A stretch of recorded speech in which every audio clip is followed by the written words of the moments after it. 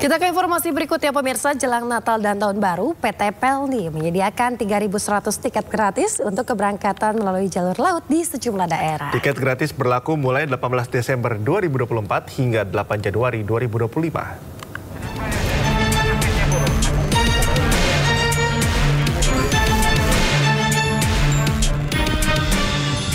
Jelang Natal dan Tahun Baru, PT Pelni menyiapkan sejumlah pelayanan dan fasilitas tambahan untuk mudik Natal dan Tahun Baru 2025.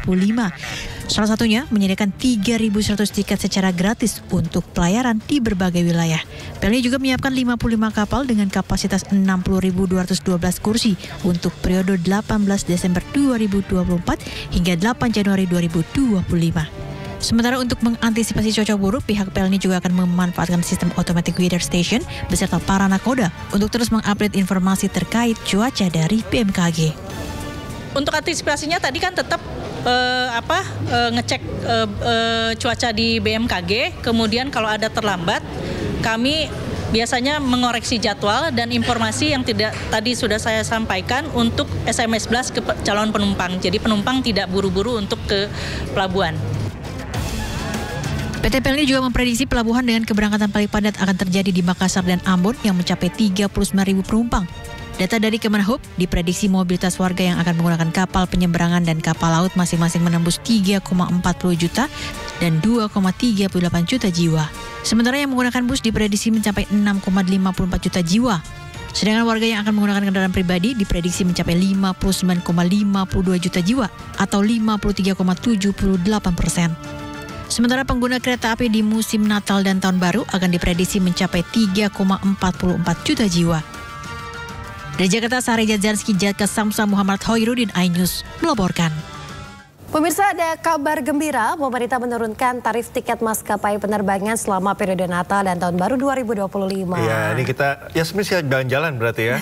Udah planning banget, ready banget untuk terbang. Karena Menteri BUMN memastikan harga tiket maskapai penerbangan turun sebesar 10%.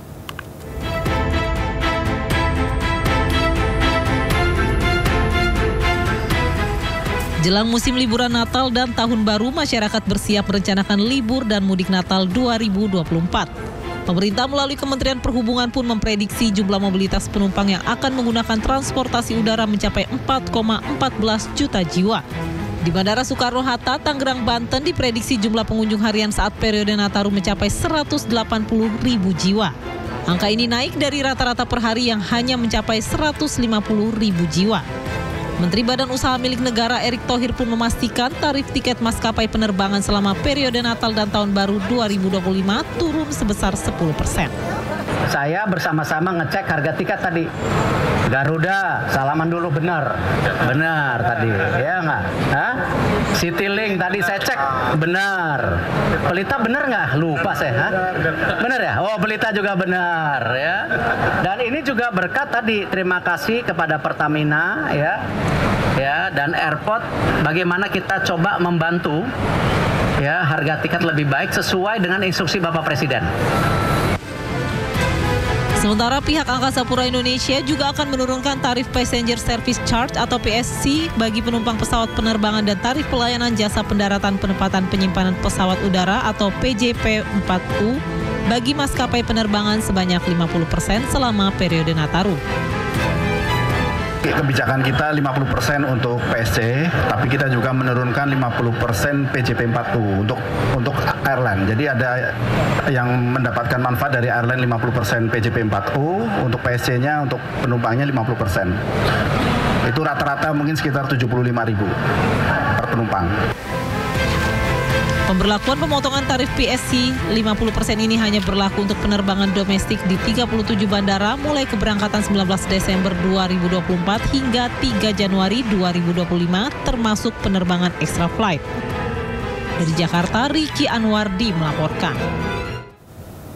Pemirsa, Kementerian Perhubungan memprediksi mobilitas warga menggunakan transportasi umum di musim Natal dan Tahun Baru 2025 mencapai 110 juta jiwa. Menteri Perhubungan Dudi Purwagandi mengatakan 54,81 juta atau sekitar 19,46% pergerakan akan terjadi di dalam provinsi.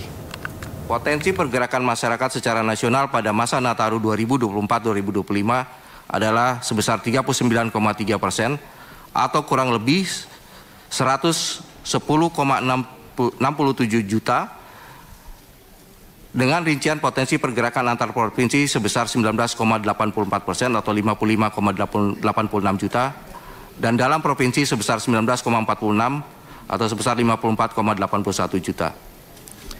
Alasan melakukan perjalanan dalam liburan untuk pergi ke lokasi wisata sebesar 45,63%, diikuti dengan liburan untuk pulang kampung sebesar 32,36%, merayakan Natal Tahun Baru di kampung halaman sebesar 19,96% dan tugas atau pekerjaan sebesar 2%.